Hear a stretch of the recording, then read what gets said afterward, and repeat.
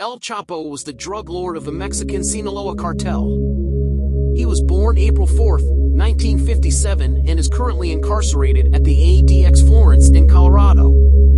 In the 1970s, Chapo first worked for the drug lord Hector El Güero Palma by transporting drugs and overseeing their shipments from the Sierra Madre region to urban areas near the U.S.-Mexico border by aircraft. The leaders of the Guadalajara cartel liked Chapo's way of business, and in the early 1980s introduced him to Felix Gallardo, one of the major drug lords in Mexico at that time.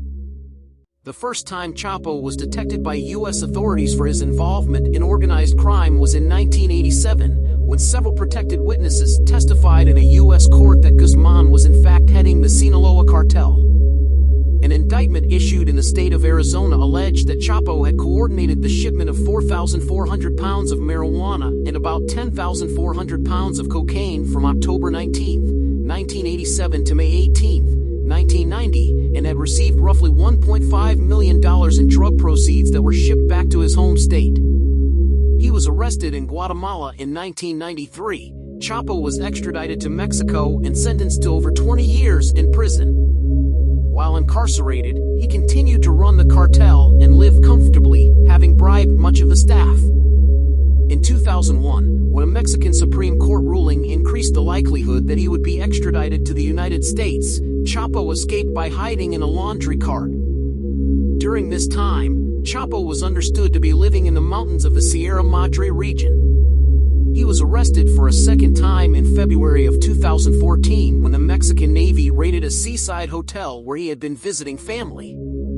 He was placed in a maximum security prison to await trial, but escaped in July of 2015 through a tunnel nearly 1 mile long, estimated to have taken over a year and $1 million to build. Nearly 6 months later, an operation involving every law enforcement agency in Mexico resulted in a raid of a house in Los Mochis, Sinaloa.